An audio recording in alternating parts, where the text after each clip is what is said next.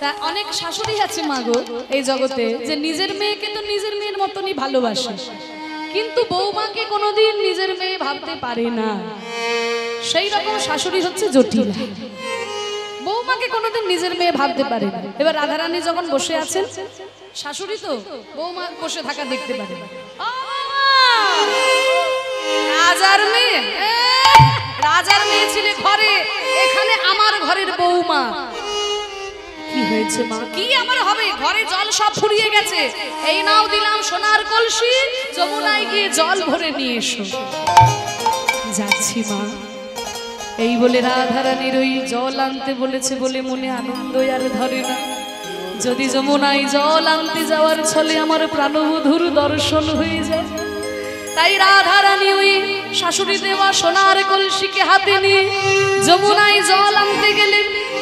এবার যমুনায় জল যখন তুলছেন ওই কলসিটা দিয়ে, আগেকার মায়েরা যারা পুকুরে কিংবা নদীতে জল তোলা অভ্যাস আছে, দেখবেন পুকুরে বা নদীতে যখন জল তুলতে হয়, যে পাত্রটা দিয়ে কলসিটা করে জলটা একটু ঘুরিয়ে নিতে হয়, যাতে উপরের ঘোলা জলটা সরে গিয়ে তলাকার পরিষ্কার জলটা উঠে আসে।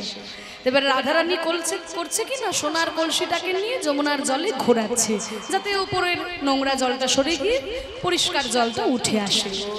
এবার রাধারানী ওই কলসিটা ঘোরাতে ঘোরাতে ঘোমটার আড়ালে এদিক ওদিক দেখছে যে আমাকে কেউ দেখছে না তো, আমাকে কেউ দেখছে না তো।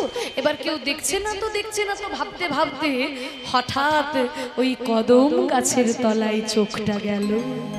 যেখানে বাঘের ভয় সেইখানেই শ্রদ্ধা হয়। আর ওই কদম গাছের তলায় দাঁড়িয়েছিলেন আমার প্রাণ গোবিন্দ বাঁশি নিয়ে কদম গাছের তলায় দাঁড়িয়েছিলেন রাধারানী। ওই কলসিটা ঘোরাতে ঘোরাতে যেই কদম গাছের তলায় চোখ গেল, গোবিন্দের রূপ দেখে রাধারানী ওই রূপের মুগ্ধ হয়ে গেলেন। হাতে যে সোনার কলসি আছে ভুলেই গেলেন রাধারানী, রূপ দেখে মুগ্ধ হয়ে হাতে সোনার কলসি গেল ছুটে, যমুনার জলে ভাসতে ভাসতে সোনার কলসি চলে গেল। কিছুক্ষণ পরে রাধারানী যখন হুঁশ এলো, কি আমি তো এখানে কারোর রূপ দেখতে আসি নাই, আমি তো কলসিতে করে যমুনার জল ভরতে এসেছিলাম। বলে যেই না কলসিতে জল ভরতে যাবে, দেখে কিনা হাতে সোনার কলসি নাই। সোনার কলসি খুইয়ে রাধারানী আমার কাঁদতে কাঁদতে ঘরে ফিরে এলে। যমুনা যাইয়া শ্যামের দেখিয়া ঘরে আইল বিনোদিনী। যমুনায় যাইয়া শ্যামের দেখিয়া ঘরে আইল বিনোদিনী। যমুনা যাইয়া শ্যামের দেখিয়া ঘরে আইল বিনোদিনী।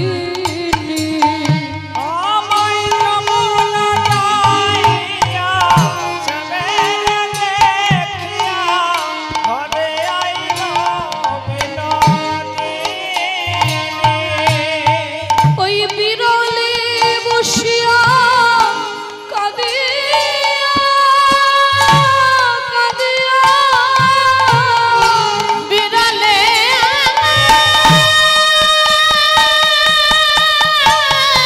বসিয়া প্রেমময়ী রাধে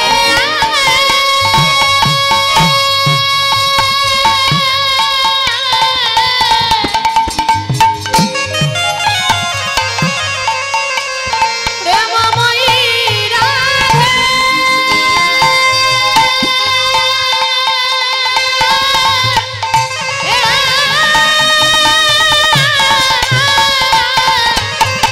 বিরলে বসিয়া কাঁদিয়া কাঁদিয়া ধিয়ায় শ্যামরূপ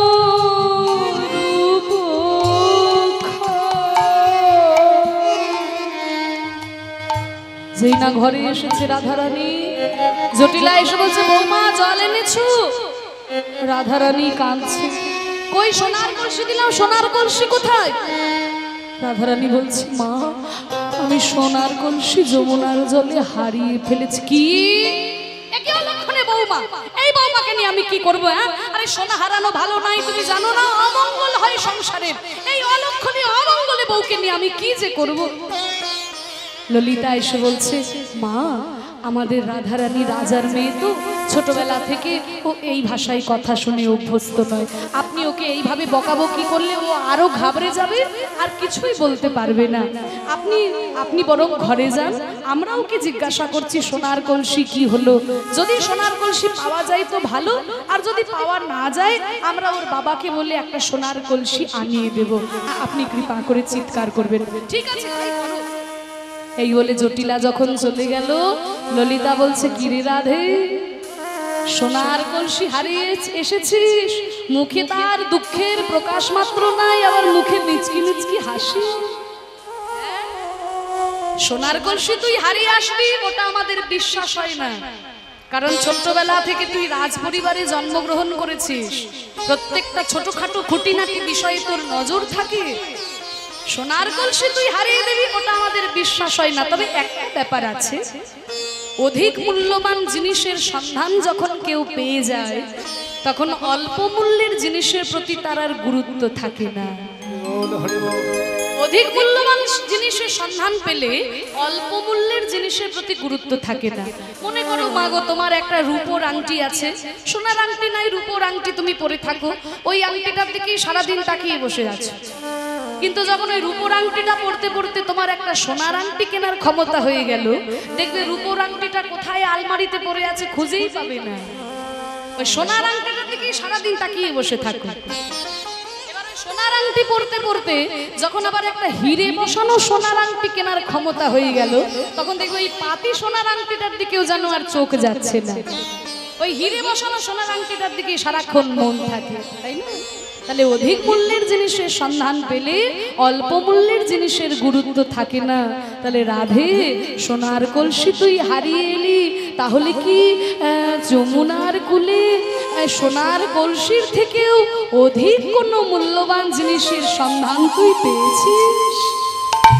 রাধারানী বলে ওরে ললিতা তুই তো আমার শাশুড়ির মতোই অন্ধ নয়, তুই আমার নয়নের দিকে তাকিয়ে দেখ, আমি ওই সোনার কলসি যমুনায় হারিয়ে এসেছি বটে, কিন্তু ললিতার ওই যমুনায় গিয়ে আমি দুই নয়ন কুম্ভ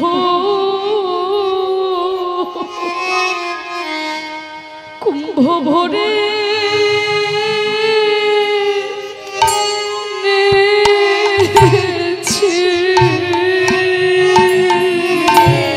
দুই নয়ন কুম্ভ ভরে এনেছি, এই দুই নয়ন কুম্ভ ভরে এনেছি, দুই নয়ন কুম্ভ ভরে এনেছি, ওরে ললিতা রে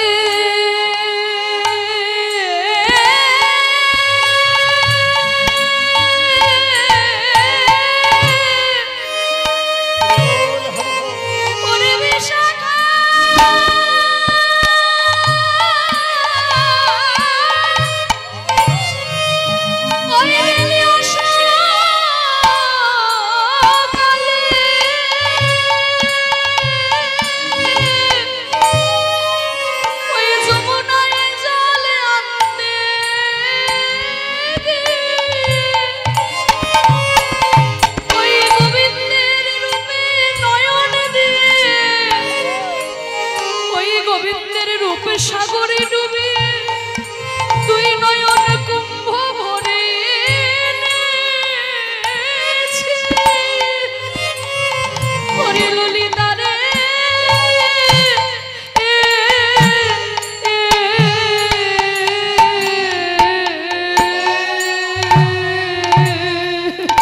দুই নয়ন ধরে এনেছি গোবিন্দের রূপ সাগরে ডুবাই, তাতে যা ধরেছি আমি তাই নিয়েছি। ওই রূপ সাগরে ডুবাইয়ে রূপ যা ধরেছি আমি তাই নিয়েছি। ওই রূপ সাগরে ডুবাইয়ে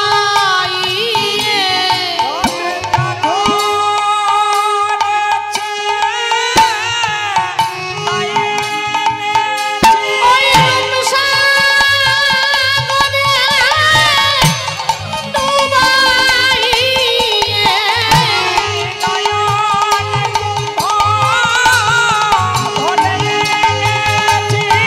রূপ সাগরে ডুবাইয়ে রূপ যা ধরেছি তাই নিয়েছি। সাগরে ডুবাইয়ে সাগরে ডুবাইয়ে দুই নয়ন কুম্ভ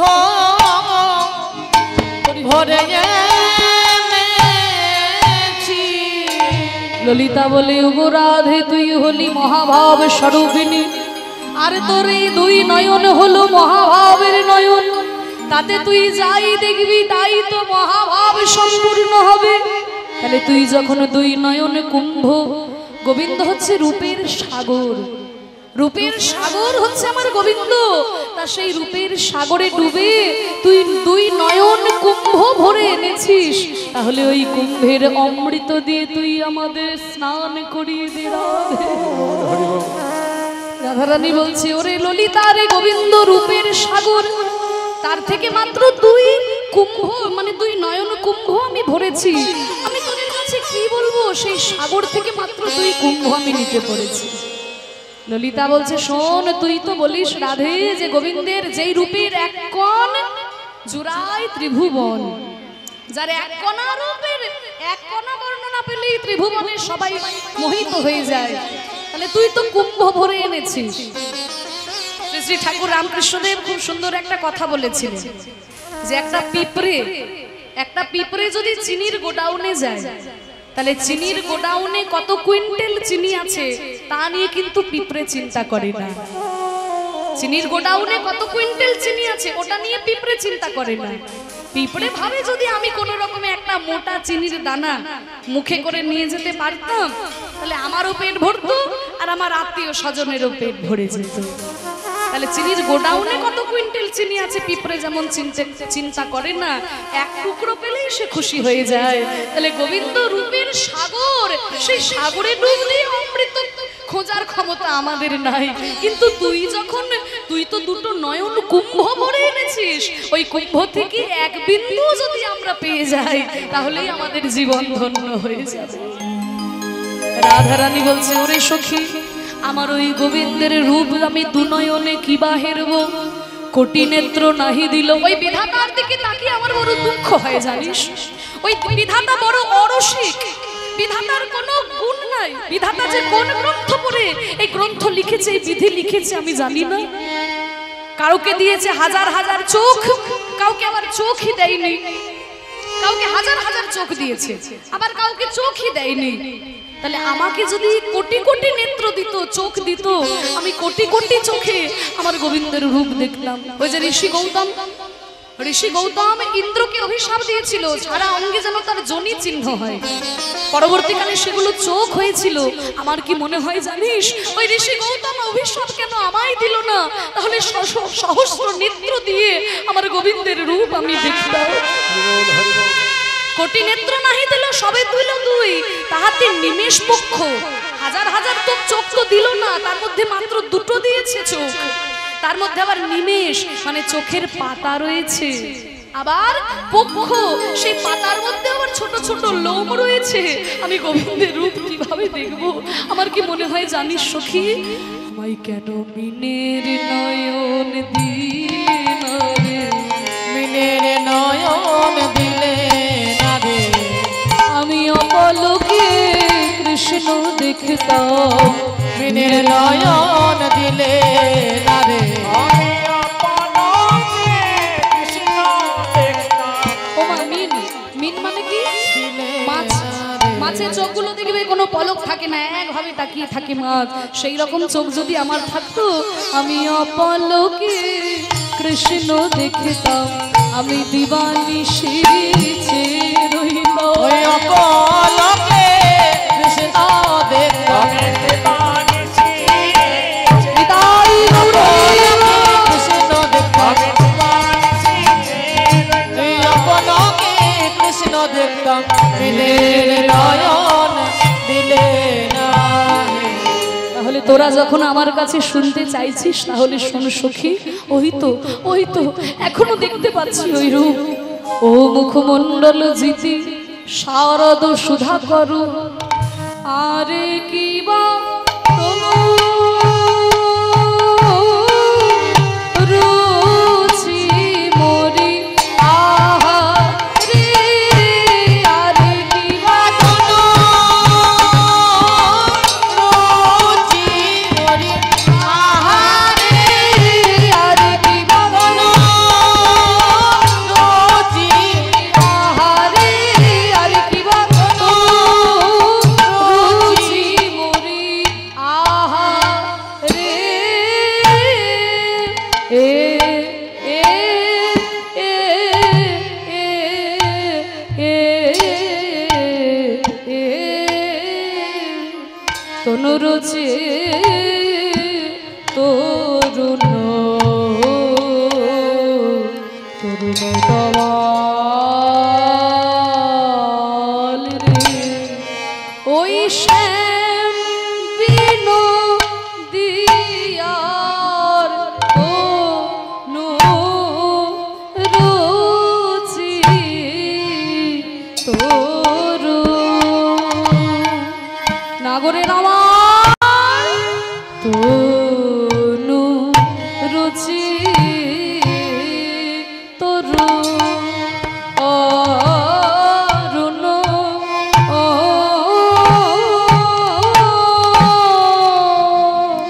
তরুণ তোমাল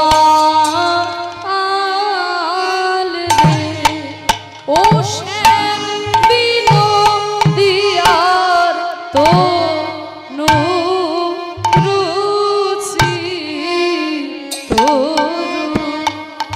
ওরে সখী রে, চাঁদ যিনি শ্যামের বদন চাঁদ, আর তমাল যিনি শ্যামের অঙ্গ কান্তি, হঠাৎ দেখলে মনে লাগে ভ্রান্তি, যেন একটা তমাল গাছে অকলঙ্ক পূর্ণ চাঁদ ফুলেছে। হেই মা, কি বলবো সখী, তো নু রুচি তো মরি হায় রে,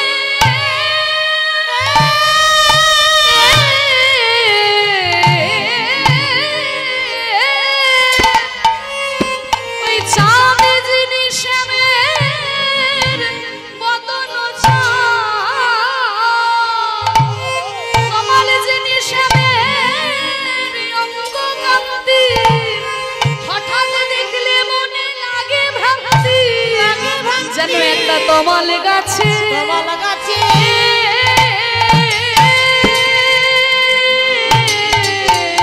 অকলঙ্ক পূর্ণ চাঁদ ফলেছে।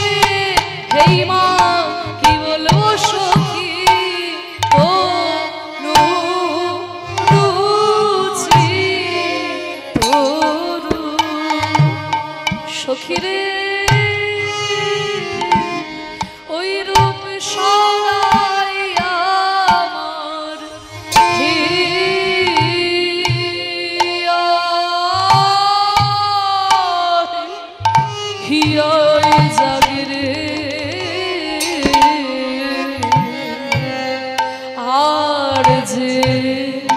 পাশো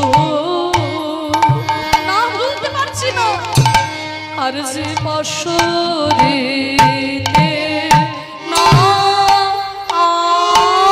আরে সখী রে সদাই আমার হিয়ায় ভুলতে পারছি না জাগে রে পাশরিতে না রে আর যে পাশো আর যে পাশরিতে নারী সখী রে সদাই আমার হিয়ায় জাগে রে আর যে পাশো আর যে পাশরিতে নারী সদাই আমার হিয়ায় জাগে রে জাগে রে আর যে পাশো আর যে পাশরিতে নারী সদাই আমার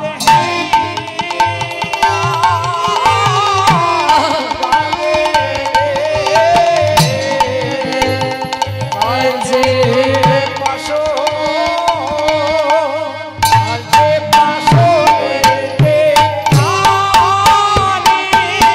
সদাই আমার হিয়ায় জাগে রে আর যে পাশরিতে নারী সদাই আমার হিয়া হৃদয় গৌরীমান তনুরুচি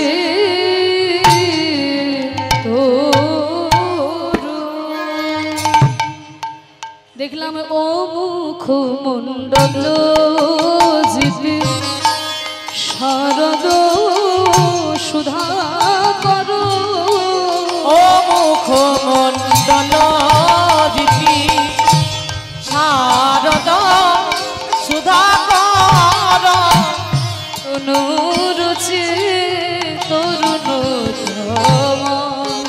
রে দেখলাম তমাল তরু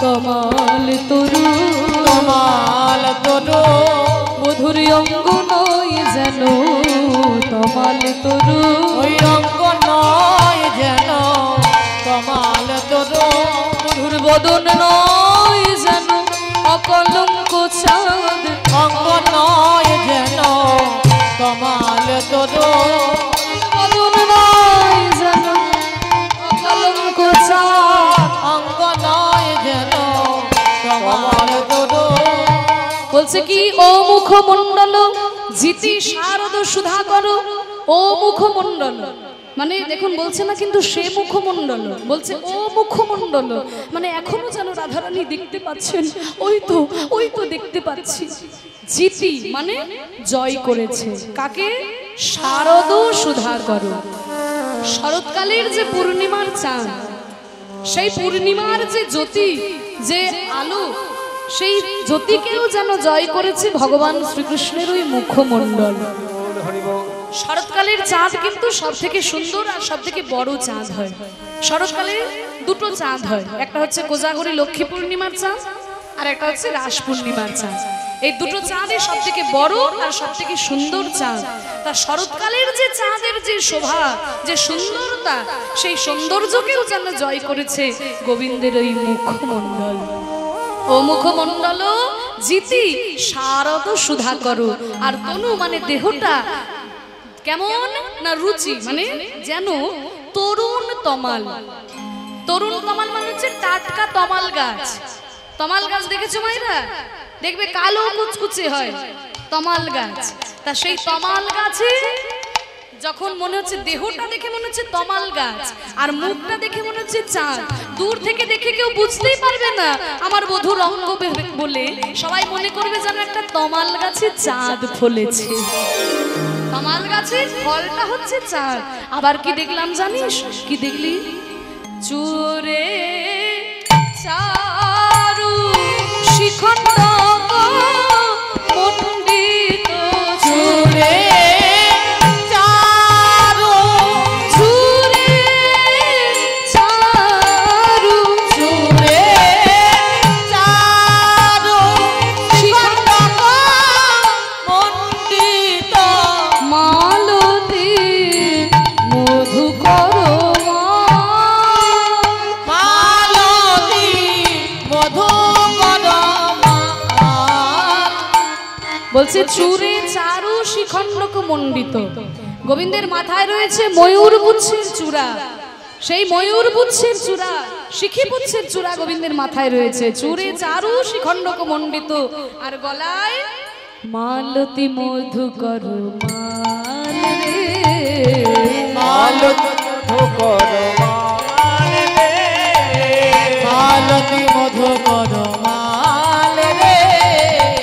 বলছে কি চুরে চারু শিখণ্ডক মণ্ডিত, মানে শিখি পুচ্ছের চূড়া রয়েছে মাথার উপরে, তার উপরে মালতী ফুলের মালা দিয়ে ঝুটি বাঁধা রয়েছে। মালতী ফুলের মালা দিয়ে ঝুটি। রাধারানী বলছে না না না না, ভুল বললাম সখী, ভুল বললাম, মালতী ফুল নয়, মালতী ফুল নয়, মধুকরের মালা। মধুকরের আবার মালা হয়? এই রাধে, তুই বলতে বলতে এমন ভাবে বলছিস যে মানে কি বলছিস তোর নিজেরই হুঁশ নেই। আরে মধুকর আবার কেউ মালা তৈরি করতে পারে নাকি? মধুকর ধরে ধরে মালা তৈরি করবে? বলে না রে সখী, তোরা কি ভাবছিস যে মধুকরকে নিয়ে মালা তৈরি করেছে? প্রত্যেকটা মালতী ফুলের উপরে এমন ভাবে মধুকর এসে বসেছে, দেখে মনে হচ্ছে যেন মধুকর দিয়ে কেউ মালা তৈরি করে দিয়েছে। মালতী মধুকর মাল রে, মালতী মধুকর মাল রে, ধনি ধনি বনি নব নাগর গান, ধনি ধনি বনি নব নাগর গান। ধনি ধনি, ধনি মানে কি গো? হ্যাঁ? ধনি মানে বড় লোক। ও মায়েরা ঠিক বলেছে, ধনী মানে বড় লোক। তাহলে ধনী মানে কি? ঠিকই বলেছে, কিন্তু ওই ধনীটার বানান হচ্ছে ধ দন্ত নয় দীর্ঘই। ধনী মানে মানে সম্পদশালী ব্যক্তি। বড় লোক আমরা বলি মানে যার ঐশ্বর্য বেশি আছে, তাই তো সম্পদশালী ব্যক্তি। আরেকটা ধনী মানে কি? শব্দ, তাই না? যেমন উলুধ্বনি, জয়ধ্বনি, শঙ্খধ্বনি, এই ধ্বনি মানে হচ্ছে শব্দ। আরেকটা ধ্বনি আছে, সেই ধ্বনিটার বানান হচ্ছে ধয়ে বয়ে দন্ত নয় হস্যই, এই ধ্বনি মানে হচ্ছে শব্দ।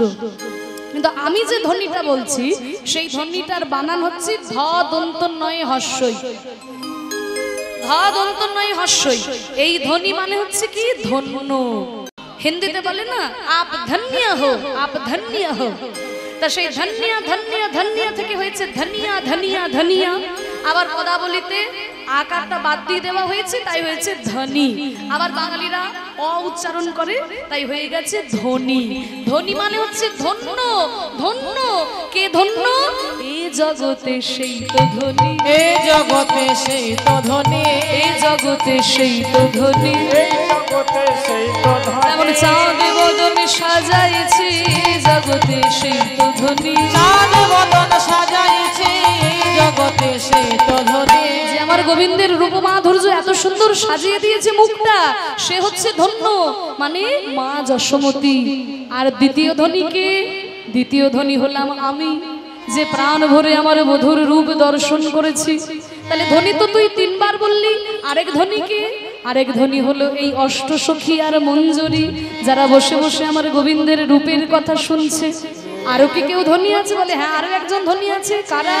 তারাও ধনী, তারাও ধনী, ওগো তারাও ধনী, তারাও ধনী, যারা দেয় জয়ধ্বনি তারাও ধনী,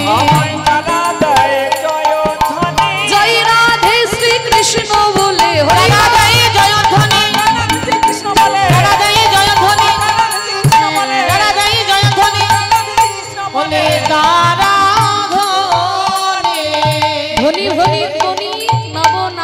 কান। বনি মানে যিনি সাজিয়েছেন, মা যশোমতী ধন্য। ধনী ধনী বনি নবনাগর গান, ধনী ধনী বনি নবনাগর গান। রহে ত্রিভঙ্গ ত্রিভুবন মনমোহন, রহে ত্রিভঙ্গ ত্রিভুবন মোহন। বলছে রহই ত্রিভঙ্গ। গোবিন্দের কিন্তু তিনটি জায়গায় বাঁকা, তাই না মায়েরা? তিনটি জায়গা বাঁকা গোবিন্দের, চরণ বাঁকা, কোমর বাঁকা, ঘাড় বাঁকা, তারপরে হাতে মুরলি। রহই ত্রিভঙ্গ ত্রিভুবন মনমোহন, রহে ত্রিভঙ্গ ত্রিভুবন মোহন। তাহলে মাগো কোনো মানুষের যদি তিনটি জায়গায় বাঁকা হয়, চরণ বাঁকা হয়, কোমর বাঁকা হয়, ঘাড় বাঁকা হয়, দেখে তাকে কেউ সুন্দর বলবে? কি ঘুমাই রে? যদি কোনো মানুষের চরণটা বাঁকা হয়, কোমর বাঁকা হয়, ঘাড় বাঁকা হয়, কেউ তাকে সুন্দর বলবে? বলছে সুন্দর শুধু নয়, ত্রিভুবনের মন হরণ করে নেয় ওই রূপে। ত্রিভুবন মনমোহন, তিনটি ভুবনের রূপ মনমোহন রূপ। ওই কেন গোবিন্দের তিনটি জায়গায় বাঁকা হলো কেন? এই যে চরণ বাঁকা, কোমর বাঁকা, ঘাড় বাঁকা, তিনটি জায়গায় বাঁকা হলো কেন? ওই স্বর্গের দেবতারা সদা সর্বদা রাখছে, হে গোবিন্দ দেখা স্বর্গের দেবতাদের ডাকে সাড়া দিতে গিয়ে গোবিন্দের হলো ঘাড় বাঁকা। আর এই মর্তের মানুষেরা সদা সর্বদা ডাকছে, গোবিন্দ দেখো, গোবিন্দ দেখা। মর্তের মানুষের ডাকে সাড়া দিতে গিয়ে গোবিন্দের হলো কোমর বাঁকা। আর ওই পাতালের নাগ কুল দৈত্য কুল ডাকছে, হে গোবিন্দ দেখা দাও, হে গোবিন্দ দেখা দাও। পাতালের নাগ কুল দৈত্য কুলের ডাকে সাড়া দিতে গিয়ে গোবিন্দের হলো চরণ বাঁকা। স্বর্গের দেবতারা ডাকছে, গোবিন্দ দেখা দাও, তাদের ডাকে সাড়া দিতে গিয়ে হলো ঘাড় বাঁকা। মর্তের মানুষের ডাকে সাড়া দিতে গিয়ে হলো কোমর বাঁকা। পাতালের নাগ কুল দৈত্য কুলের ডাকে সাড়া দিতে গিয়ে হলো চরণ বাঁকা।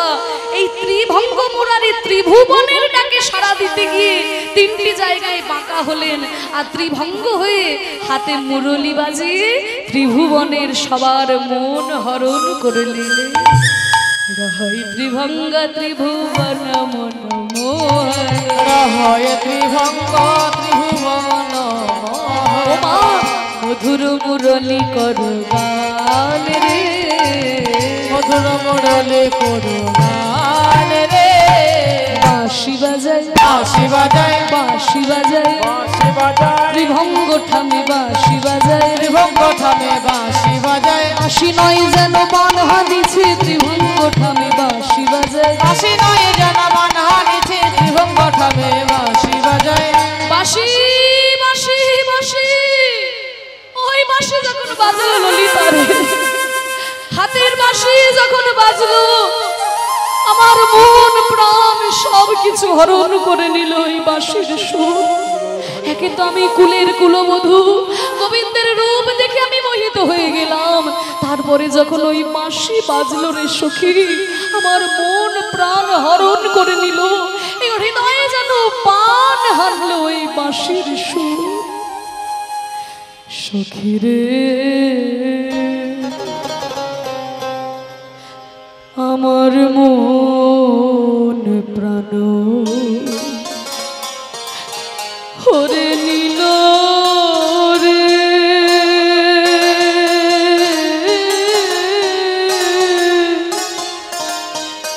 ওই শ্যাম কালাচা, শ্যাম কালাচা বাঁশির সুরেতে।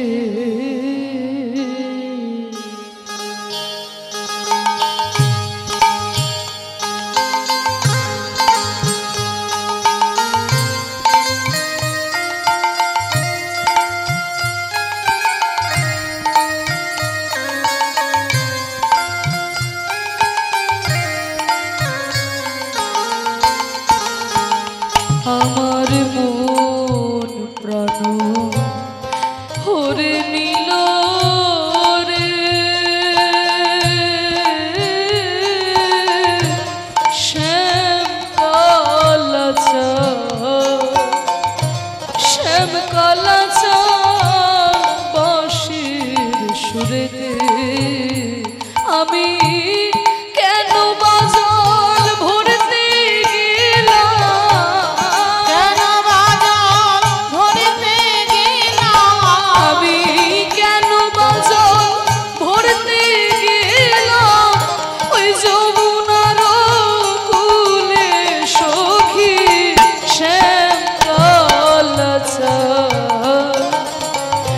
শ্যাম কালাচা বাঁশির সুরেতে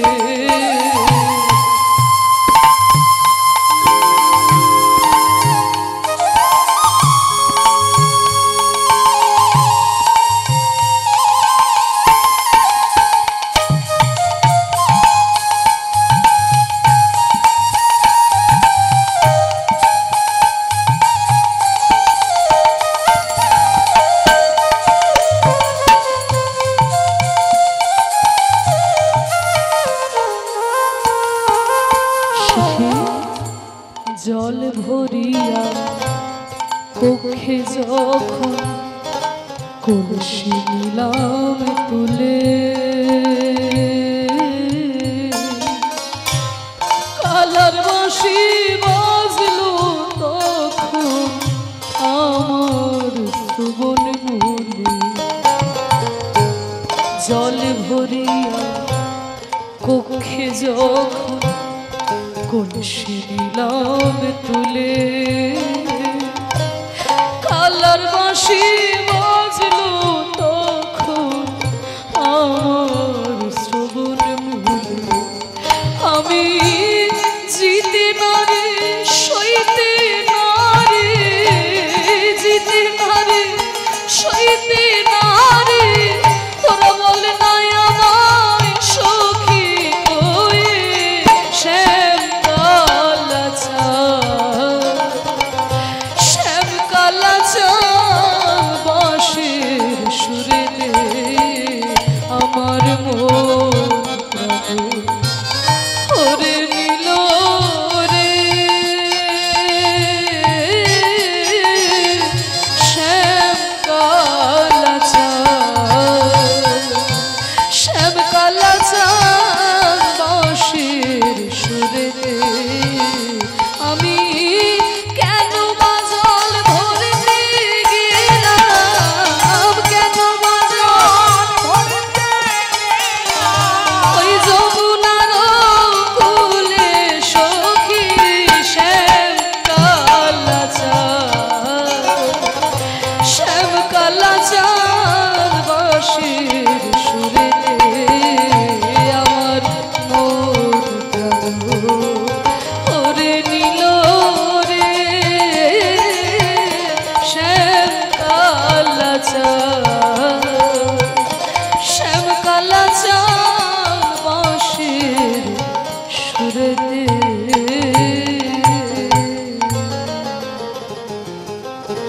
বাঁশির সুরে আমার মন প্রাণ সব হরণ করে নিল জানিস সখী এই যে গোবিন্দের বাঁশির সুরে রাধারানী পাগলিনী হয়ে যায় ব্রজগোপীগণ আলু থালু কেসে গোবিন্দের কাছে ছুটে যায় যমুনা উজানে বইতে শুরু করে পাথর গলে জল হয়ে যায় ধেনুগণ লেজ পিঠের উপরে তুলে ছুটতে ছুটতে চলে আসে এই বাঁশিটা কে জানো মায়েরা এটা একটু জেনে নিতে হবে বৃন্দাবনে গোবিন্দ তিন প্রকারের বাঁশি বাজিয়েছিলেন বেনু মুডলি এবং বংশী বেনু ব্রহ্মা পূর্বে যজ্ঞ করেছিলেন সেই যজ্ঞ থেকে 34.5 পর্ব বেনু বৃক্ষ জন্মগ্রহণ করেছিল সেখান থেকে 9টি পর্ব নিয়ে তৈরি করলেন সারঙ্গ ধনু জয়ন্ত ধনু 7টি পর্ব নিয়ে তৈরি হলো সারঙ্গ ধনু 5টি পর্ব নিয়ে তৈরি হলো কোদণ্ড 3টি পর্ব নিয়ে তৈরি হলো গান্ডীব 24 পর্ব হয়ে গেল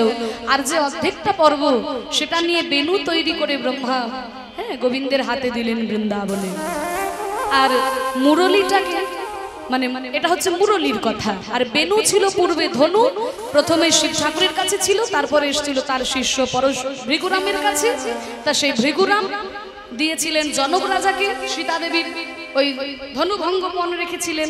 সেখানে রামচন্দ্র যখন ধনুকে ভঙ্গ করলেন, সেই ধনু বলল, হে প্রভু, আমার আপনার কাছে একটাই চাওয়া, যেন যুগে যুগে আমি আপনার সঙ্গে থাকতে পারি। রামচন্দ্র বলল, তাই হবে, এই জন্মে আমি তোমাকে নিয়ে শত্রু বিনাশ করব, আগামী দাপর যুগে তুমি আমার সঙ্গে থাকবে, তোমার নাম হবে বেনু, তুমি সদা সর্বদা আমার সঙ্গে থাকবে, আর কলি যুগে আমি তোমাকে নিয়ে আমার হাতের দণ্ড করব। মহাপ্রভু যে হাতে দণ্ড নিয়েছিলেন, সেই দণ্ডটা হচ্ছে সেই ধনু বা বেনু বা ওই দণ্ড। তাহলে বংশী, যেই বংশী শুনে রাধারানী পাগল হয়ে যেতেন, এই বংশীটাকে এটা একটু ভালো করে শুনুন। গোলক বৃন্দাবনে রাধা কৃষ্ণের প্রেমকে দর্শন করে বাগ দেবী সরস্বতী মনে মনে চিন্তা করলো, রাধারানীর কত সৌভাগ্য, সদা সর্বদা গোবিন্দের অধরামৃত পান করে। ওই সৌভাগ্য প্রেমের প্রেমী যদি আমি হতে পারতাম, আমার জীবনটা ধন্য হয়ে যেত। তখন সরস্বতী ওই রাধারানীর প্রেম, সৌভাগ্য প্রেম লাভ করার জন্য ক্ষীর সমুদ্র তীরে গিয়ে তপস্যা শুরু করলো। এটা কিন্তু এই বৃন্দাবনের কথা নয়, এটা গোলক বৃন্দাবনের প্রেম। ক্ষীর সমুদ্রের তীরে গিয়ে যখন তপস্যা শুরু করলো, তখন স্বর্গমত্ত পাতাল মুখ হয়ে যেতে শুরু করলো, বোবা হয়ে যেতে শুরু করলো। বাগদেবী তপস্যায় বসেছেন, তখন নারায়ণ গিয়ে শঙ্খনাদ করলেন। শঙ্খনাদের ধ্বনিতে সরস্বতীর ধ্যান ভঙ্গ হলো। নারায়ণ বললেন, বলো সরস্বতী, কি বর তুমি চাও? সরস্বতী বলল, প্রভু, আমি আর কিছু চাই না প্রভু, আমার একটাই চাওয়া, যেন রাধারানী যেমন ভাবে তোমার সৌভাগ্য প্রেম লাভ করে, তোমার অধর অমৃত পান করে, আমার মনের বাসনা আমিও যেন তোমার ওই অধর অমৃত পান করতে পারি। সর্বনাশ সরস্বতী, এ তুমি কি বর চাইছো? এই বর আমি তোমাকে দিতে পারবো না। বলে, তাহলে তো আমি আর কিছু চাই না।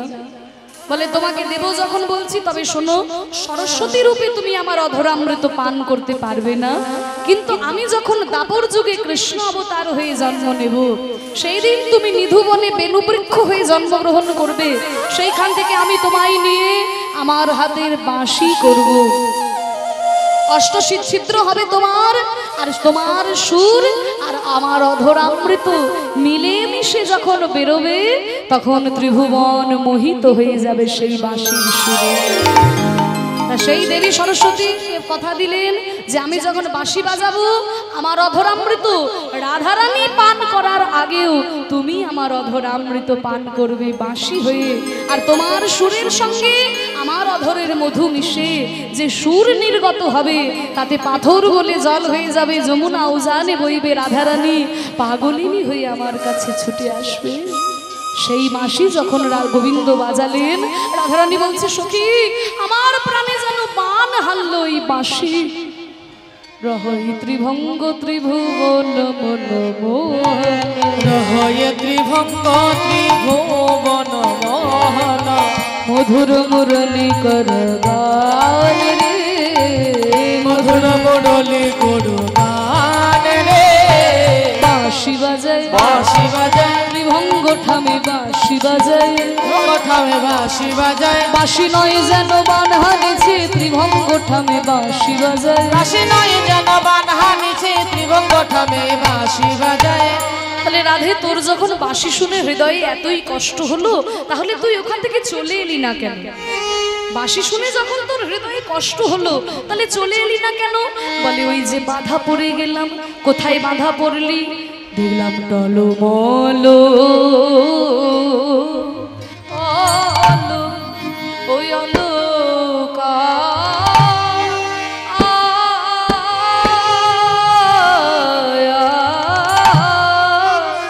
টলমল অলোকা,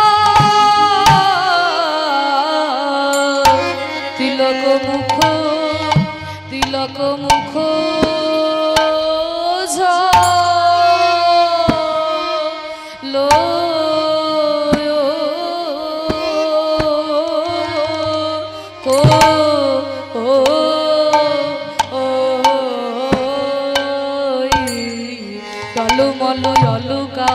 তিলক মুখ ঝলকই রে, আহা রে আয় আয়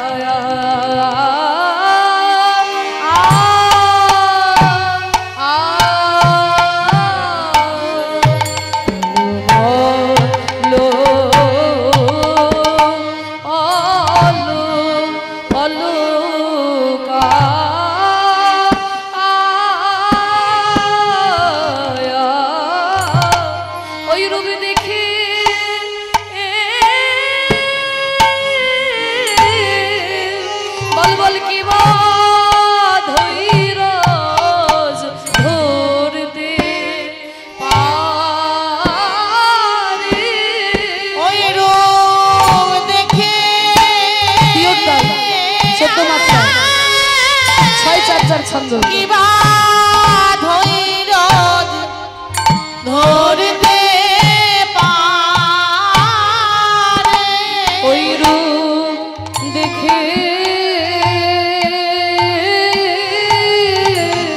বল বল কিবা ধৈর্য ধরতে পারে ওই রূপ দেখে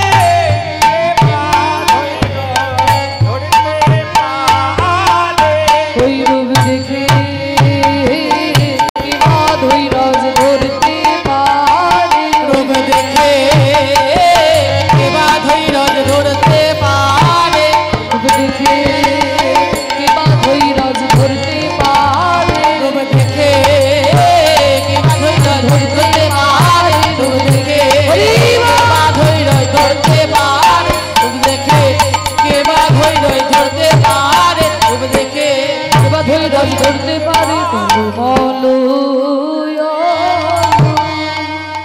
টলমল অলকা তিলক মুখ ঝলকই টলমল অলকা অলকা মানে কি গো ও মাইরা অলকা মানে জানো হ্যাঁ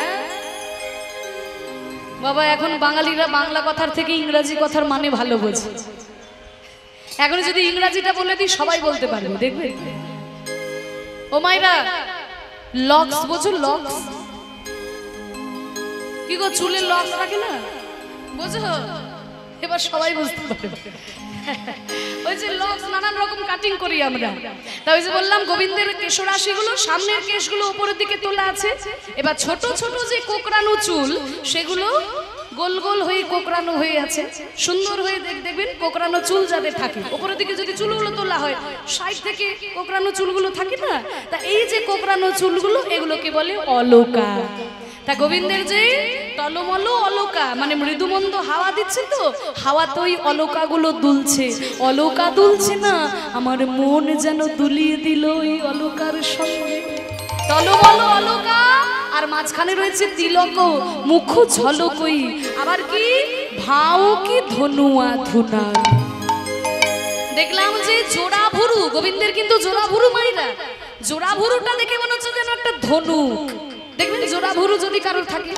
একদম ধনুকের মতো দেখতে হয় তাহলে জোড়া ভুরুটা মনে হচ্ছে যেন ধনুক ললিতা বলছে রাধে শুধু যখন ধনুক আছে তোর কোনো ভয় নাই ধনুক থাকলে তো ভয় নেই ভয় তখনই হয় যখন বাণ থাকে বাণ যদি থাকে তাহলে ভয় থাকে তাহলে ধনুক রয়েছে যখন কোনো ভয়ের কারণ নেই রাধারানী বলছে বাণ নেই তোদেরকে কে বললো কোন বাণ ওই যে দুটো নয়ন বাণ কুলবতী বরত বিমোচন লোচন কুলবতী বরণ বিমোচন লোচন বিষম কুসুম সরোবর রে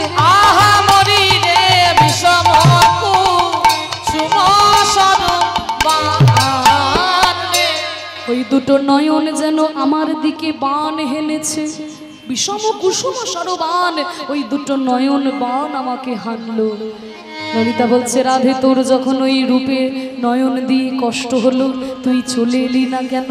বলে আসবো কি করে, ওই যে মুখের হাসি, বাঁধলি বন্ধু অধরে মধু মাখলো, বাঁধলি বন্ধু অধরে মধু মাখলো, বাঁধলি বন্ধু অধরে মধু মাখলো, বাঁধলি বন্ধু অধরে মধু মাখলো, মধুর মধুর মৃদু হাস রে, মধুর মধুর মৃদু হাস রে। এই শ্রীধাম বৃন্দাবনে লোকে আগে কথা বলে বলে তবে হাসে, বধুর কথা বলবার আগে মধুর মধুর মৃদু হাস রে, মধুর মধুর মৃদু হাস রে। এত সুন্দর যে বর্ণনা, ও মাইরা গোবিন্দের মুখমণ্ডলের বর্ণনা দিল এতক্ষণ ধরে। এই পদটি মনে পড়ছে, ও মুখমণ্ডলতে শুরু হয়েছিল, এখনো পর্যন্ত চলছে একটাই পদ, যিনি রচনা করেছেন মধ্যযুগের সর্বশ্রেষ্ঠ পদকর্তা গোবিন্দ দাস। যো ছুয়া মদে মদন মদ মন্থর, যো ছুয়া মনে মদন মদ মন্থর, ঘন দহি গোবিন্দ দাস, ঘন দহি গোবিন্দ দাস। তোমরাও দেখো, তোমরাও দেখো, তোমরাও দেখো, তোমরাও দেখো, ভক্তগণ তোমরাও দেখো, ভক্তগণ তোমরাও দেখো, সেই রূপ দেখলো রাধা, ভক্তগণ তোমরাও দেখো, এই রূপে দেখল রাধা, যে রূপে রাধার মনে বাধা, দেখল রাধা, যে রূপে দেখল রাধা, ভক্তগণ তোমরা দেখো, ভনত হে গোবিন্দ দাস, ভনত হে গোবিন্দ দাস। যেই গোবিন্দের রূপ, এই রূপ আমি কি বর্ণনা করব সখী, মুনি ঋষিরাও এই রূপের কুল কন্যারা পায় না। রূপ গোস্বামী পাদ তার উজ্জ্বল নীলমণি গ্রন্থে বলেছেন যে মনির যথা বিভাগেন নীল পীতা বিভূতা হরে, রূপ ভেদম অভাব নদী জ্ঞান ভেদম তথা বিভূ। মনির যথা বিভাগেন, একটা স্ফটিক মণি, একটা স্ফটিক মণির এমন গুণ আছে যে স্ফটিক মণিটাকে যেই পাত্রে রাখবেন সেই পাত্রেরই বর্ণ ধারণ করবে। যদি স্ফটিক মণিটাকে একটা তামার পাত্রে রাখেন, তামার বর্ণ ধারণ করবে। যদি সোনার পাত্রে রাখেন, সোনার বর্ণ ধারণ করবে। যদি রূপোর পাত্রে রাখেন, রূপোর বর্ণ ধারণ করবে। ঠিক তেমনি হচ্ছে আমার গোবিন্দের রূপ। ভক্ত যে ভাবের নয়ন দিয়ে দেখে, সেই ভাবেই ভগবান তার কাছে ধরা দেয়। ভগবানের রূপ আছে না ভগবানের রূপ নাই? বলুন, আপনারাই বলুন, উত্তর দিন। ভগবানের রূপ আছে, ভগবান কি সাকার, না ভগবানের রূপ নেই, তিনি নিরাকার? কোনটা সত্য? আমাদের সনাতন ধর্মে কিন্তু অনেক বিভাগ রয়েছে। আমাদের সনাতন ধর্মে একদল বিশ্বাস করে যে ভগবান সাকার, ভগবানের রূপ আছে। আবার আমাদের সনাতন ধর্মে বিশ্বাস করা হয় যে ঈশ্বর হচ্ছেন নিরাকার পরম ব্রহ্ম, তার কোনো রূপ নাই। তাহলে একই আমাদের ধর্মের মধ্যেই বলা হচ্ছে রূপ আছে আবার রূপ নাই। তাহলে কোনটা সত্য? কোনটা সত্য? রূপ আছে এটা সত্য না রূপ নাই এটা সত্য? বলছে দুটোই ঠিক। ভগবানের রূপ আছে এটা যেমন ঠিক, রূপ নাই এটাও ঠিক। আরে এইরকম একটা কথা বলে দিলে কি করে হবে, তাই না? এই মাঝে মাঝে একটা কথা বলে দেওয়া তো ঠিক নয়, তার মধ্যে যুক্তি থাকা দরকার। বলে হ্যাঁ আছে, যুক্তি তো দিতে হবে, তাছাড়া তো হবে না। জলের আকার আছে না জলের আকার নেই?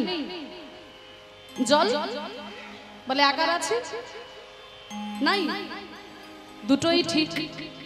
জলকে যদি আপনি -ডিগ্রি টেম্পারেচারে রাখেন, ফ্রিজের মধ্যে ডিপের মধ্যে ভরে রাখেন, জল কিন্তু বরফ হয়ে যাবে, পাথর হয়ে যাবে, কঠিন হয়ে যাবে।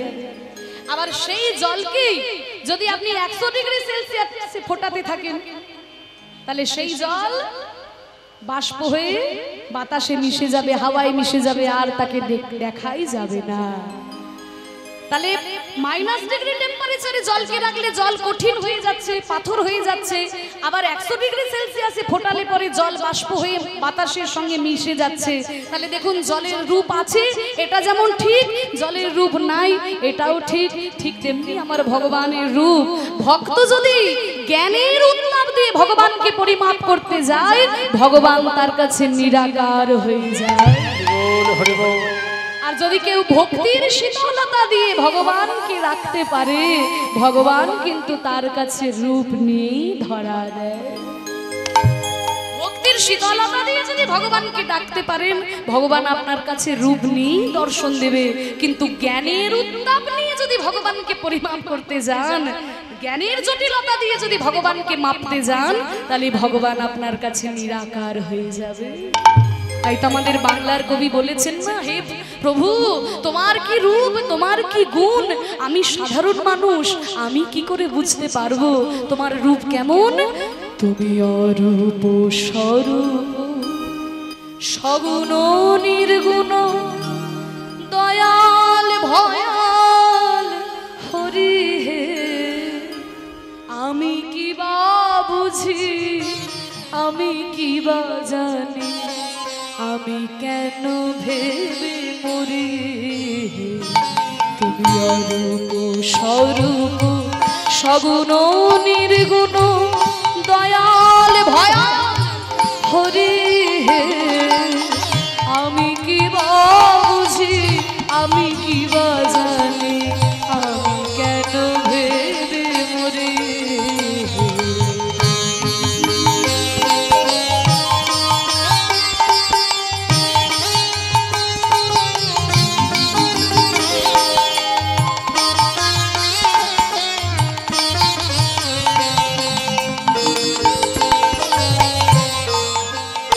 বলছে তুমি কখনো অরূপ তো কখনো স্বরূপ, কখনো সগুণ তো কখনো নির্গুণ।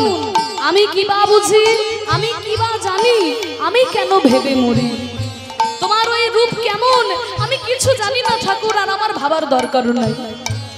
কি রূপে এসেছি কেমন বাজাবো, তা ভাবিয়া কেন জীবন কাটাবো। কি রূপে এসেছি কেমন বাজাবো, তা ভাবিয়া কেন জীবন কাটাবো। হে ভগবান আমি কেমন করে পৃথিবী থেকে এলাম, কেমন করে পৃথিবী থেকে যাব। আহা শুনেছি মৃত্যু কত যন্ত্রণা, কত ছটফট করে মানুষ মৃত্যু বরণ করে। আমি কি করে তোমার কাছে যাব ঠাকুর, আমি কেমন করে তোমার কাছে যাব। এই চিন্তা তো আমার করার দরকার নাই, কারণ যিনি আমাকে পৃথিবীতে পাঠিয়েছেন নিয়ে যাওয়ার দায়িত্বও তার। তিনি যখন আমাকে পাঠিয়েছেন পৃথিবীতে, এখান থেকে নিয়ে যাওয়ার দায়িত্বও তার। আমি শুধু মন প্রাণ দিয়ে তার রূপ দর্শন করি, তার লীলা গুণগান শ্রবণ করি। কারণ তিনি যখন আমাকে নিয়ে এসেছেন, কোনো বাচ্চা ছেলে, এই যে আপনাদের এখানে মেলা বসেছে, কোনো বাচ্চা ছেলে যদি বাবার হাত ধরে মেলা দেখতে আসে, তা সেই বাচ্চা ছেলে কি চিন্তা করে যে আমি বাড়ি ফিরবো কি করে, অটো পাবো কিনা, রিক্সা পাবো কিনা, ট্রেন পাবো কিনা, বাস পাবো কিনা। বাচ্চা ছেলে কিন্তু জানে আমি যখন বাবার হাত ধরে এসেছি, বাবা আমাকে ঠিক সঙ্গে করে ঘরে নিয়ে যাবে, আমি শুধু মেলাটা দেখি।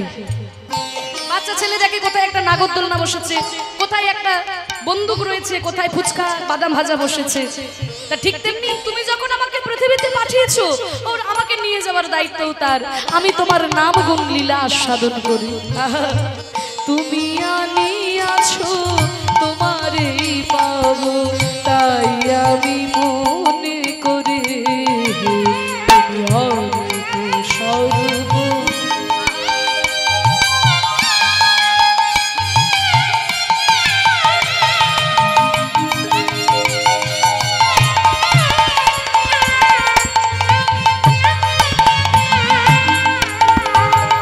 রাখিনের জটিল বারতা, বিচারে বিচারে বাড়ি অসারতা। আমি জানি তুমি আমার দেবতা, তাই আমি হৃদয় ভরে। না রাখিনের জটিল বারতা, বিচারে বিচারে বাড়ি অসারতা। বিচার করতে যাবেন না, তাহলে রসাতলে চলে যাবেন। আমাদের এই সনাতন ধর্মটা এমন, এর এত বৈচিত্র্যতা রয়েছে, আপনি যদি বিচার করতে যান জ্ঞানের উত্তাপ দিয়ে, আর আপনার ভগবানের ভজন করা হবে না, আর ভগবানের ভজন করা হবে না, কারণ আমাদের ধর্মের অনেক বৈচিত্র্যতা রয়েছে। তাই বলছে, তাই বলে ডাকি প্রাণ যাহা চায়, ডাকিতে ডাকিতে জীবন জুড়ায়। তাই বলে ডাকি প্রাণ যাহা চায়। আমরা ভগবানকে কত রূপে ডাকি। এই যে দেখুন, কোন একটা ভক্ত যখন বৃন্দাবনে যাচ্ছে, রাধে রাধে রাধে রাধে বলে চিৎকার করছে, সেই ভক্তটাই যখন আবার নবদ্বীপে যাচ্ছে, জয় গৌর হরি জয় গৌর হরি বলছে, সেই ভক্তটা আবার যখন পুরীতে যাচ্ছে, জয় জগন্নাথ জয় জগন্নাথ, সেই ভক্তটা আবার যখন তারকেশ্বরে যাচ্ছে, ভোলে বাবা, ওই ভক্তটা যখন তারাপীঠে যাচ্ছে, তারা। অন্যান্য ধর্মের লোকেরা দেখে মনে করে এই কিভাবে একই মুখে কত ভগবানের নাম করছে, কখনো কৃষ্ণ নাম, কখনো কালী নাম, কখনো শিবের নামে, এত নাম করার দরকার কি আছে? একজনকে ডাকলেই তো হয়ে যায়। বলছে শোনো, আমরা জানি আমরা যেই রূপেই ভগবানকে ডাকি তিনি কিন্তু আমার আরাধ্য ভগবান। আমার মা যদি কখনো শাড়ি পরে তাহলে সেটা আমার মা, আর আমার মা যদি শাড়ি না পরে জিন্সের প্যান্ট পরে তাহলে আমার মা কি বদলে যাবে? যদি আমার মা কখনো জিন্সের প্যান্ট পরবো বলে ভাবতেই পারে, আমি উদাহরণ দেওয়ার জন্য বলছি। এখনকার মেয়েরা তো পরে শাড়ি পরে, চুড়িদার পরে, নানান পোশাক পরে। একটা বাচ্চা ছেলে তার মা যদি শাড়ি পরে তবেই মায়ের কোলে উঠবে, শাড়ি না পরে যদি একটা চুড়িদার পরে বা অন্য পোশাক পরে তাহলে কি মায়ের কোলে উঠবে না? বাচ্চা ছেলে কিন্তু জানে আমার মা শাড়ি পরলেও আমার মা, চুড়িদার পরলেও আমার মা, যাই পরুক না কেন সে কিন্তু আমারই মা। ঠিক তেমনি ভগবান, তিনি কখনো কালী রূপে, কখনো শিব রূপে, কখনো জগন্নাথ রূপে, কখনো রাম রূপে বিরাজ করছেন। যেই রূপেই তিনি থাকুন না কেন তিনি আমার পরম আরাধ্য। আমার সেই প্রার্থনাটা হচ্ছে পরম ব্রহ্মের কাছে। এটা ভুলে গিয়ে নিজেদের মধ্যে দ্বন্দ্ব করলে হবে না। তাই বলে ডাকি প্রাণ যাহা চায়, ডাকিতে ডাকিতে জীবন জুড়ায়। যখন যে রূপে প্রাণ ভরে যায় তাই দেখি প্রাণ ভরে। স্বরূপ সগুণ নির্গুণ দয়াল ভয়াল হরি, আমি কি বা বুঝি, আমি কি বা জানি, আমি কেন ভেবে মরে, আমি কেন ভেবে মরে। নিতাই গৌর প্রেমানন্দে হরি বল হরি বল হরি বল। সেই ভগবান শ্রীকৃষ্ণ বিরাজ করছেন আপনাদের এখানে, রাধা গোবিন্দ যুগলে বিরাজ করছেন। হরি বল। আমি কি দেখে এলাম জানি সখী, দেখে এলাম তারে গোসাই, আমি দেখে এলাম তারে,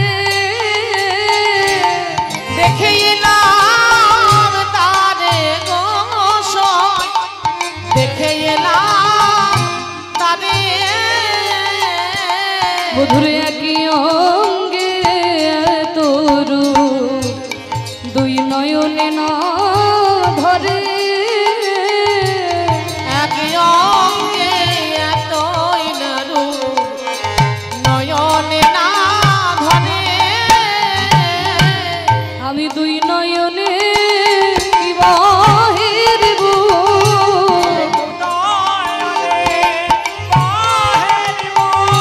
আমার মধুর রূপামৃত সাগর, ওরে তাহে কত শত হিল্ল,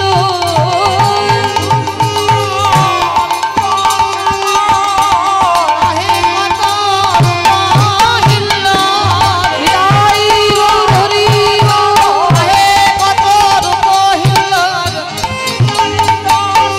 আমি দুই নয়নে কতই বাহিরব। কি দেখলাম জানিস, বেঁধেছে বিনোদ চূড়া ওই নবগুঞ্জা দিয়া, বেঁধেছে বিনোদ চূড়া নবগুঞ্জ দিয়া। আর উপরে ময়ূরের পাখা বামে হেলাইয়া, উপরে ময়ূরের পাখা বামে হেরাইয়া। ওই চূড়া যেন ডাকিতেছে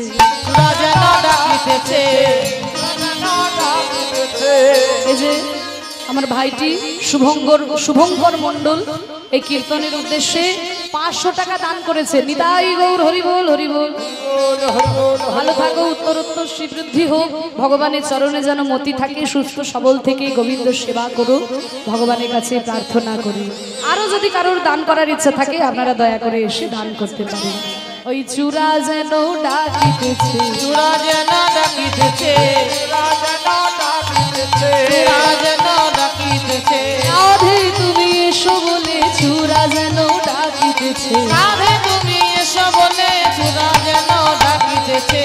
তাহলে বেঁধেছে বিনোদ চূড়া নবগুঞ্জা দিয়া, উপরে ময়ূরের পাখা বামে হেলাইয়া। এই যে মাথায় রয়েছে ময়ূরের পাখা, আর এই যে গুঞ্জমালা গোবিন্দ ধারণ করেছেন মস্তকে, এরা কারা, কেন গোবিন্দের মাথায় স্থান পেল একটু শুনে রাখুন।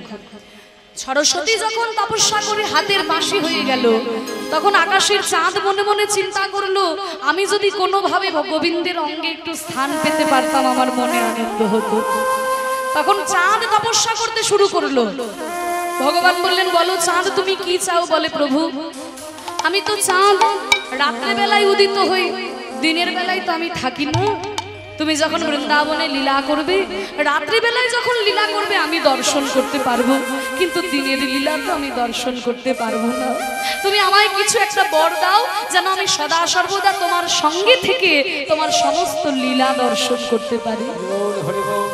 কৃষ্ণ বললেন, ঠিক আছে চাঁদ, তুমি যখন থাকতে চাও তাহলে বৃন্দাবনে তুমি শিখিকুলে জন্মগ্রহণ করবে, পুরুষ রূপে তোমার জন্ম হবে, আর তো সেইখান থেকে আমি তোমায় নিয়ে আমার মস্তকে শিখিপুচ্ছ করে চূড়া করে আমার মাথায় ধারণ করব। চাঁদ যখন বর পেয়ে গেল, সূর্য মনে মনে চিন্তা করলো, চাঁদ স্থান পেল, আমি কি করব? সূর্যও তখন তপস্যা করলো। গোবিন্দ বলছে, সূর্য তুমি কি চাও? বলে, ওই যে চাঁদের মতো আমার ওই একই কথা, আমি তো দিনের বেলায় থাকি, রাত্রে বেলায় থাকতে পারি না। দিনের লীলা দর্শন করতে পারবো, রাতের লীলা দর্শন করতে পারবো না।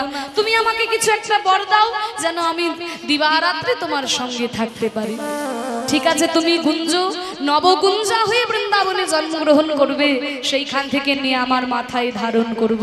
তাহলে শ্রীখিপুচ্ছ আর গুঞ্জমালা, চন্দ্র আর সূর্য, এনারা দুজনে রয়েছেন। তাহলে বামে হেলে রয়েছে কেন চূড়া? কারণ ওই যে চরণ, চরণে রয়েছে নূপুর। নূপুরটাকে চন্দ্রকান্ত মনু তপস্যা করলো। গোবিন্দ বলল, তুমি নূপুর রূপে আমার অঙ্গে থাকবে। তা ওগো মা, গোবিন্দের মাথায় থাকা ভালো নাকি গোবিন্দের চরণে থাকা ভালো? চরণে থাকা ভালো। হ্যাঁ, চরণে থাকা ভালো। শিখিপুচ্ছ আর গুঞ্জমালা মনে মনে চিন্তা করলো, আমরা তপস্যা করে এই মাথার উপরে স্থান পেলাম, আর ওদিকে চন্দ্রকান্ত মনুর কত ভাগ্য, চরণে নূপুর হয়ে স্থান পেল। আমরা যদি মাথায় না থেকে চরণের নূপুর হতে পারতাম, গোবিন্দের চরণ ধুলায় সদা সর্বদা আমরা স্নান করতাম। দেখুন, ত্রিভঙ্গ হয়ে গোবিন্দ দাঁড়িয়ে থাকেন, এইভাবে চরণটাকে দিয়ে ত্রিভঙ্গ হয়ে মাসি, আর বাঁদিকে বামে চুলাটা হেলে আছে। মনে মনে ভাবছে, যদি ওই চরণে যেতে পারতাম, চরণে ধুলা লাভ করতে পারতাম। তাই তো চূড়া বামে হেলে, তাই তো চূড়া বামে হেলে, তাই তো চূড়া বামে হেলে, গোবিন্দ চরণ পাবার লাগি, তাই তো চূড়া বামে হেলে, গোবিন্দ চরণ পাবার লাগি, তাই তো চূড়া বামে হেলে। উপরে ময়ূরের পাখা বামে হেলাইয়া, কালিয়া মরণ খানি চন্দনেতে মাখা, চন্দনেতে মাখা, কালিয়া মরণ খানি চন্দনেতে মাখা, চন্দনেতে মাখা।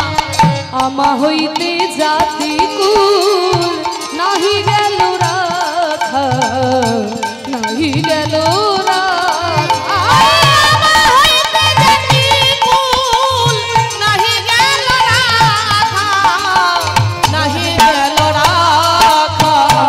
জাতি কুলের দোষ কি আছে? আমার জাতি কুলের দোষ কি আছে? তারা কৃষ্ণ রূপে মেতে গেছে। জাতি কুলের দোষ কি আছে? গৃহ কর্ম করিতে আমার এলাই সব দেহ, জ্ঞান দোষ কহে শ্যামের দিশা বলিহ। ওই জ্ঞান দাসে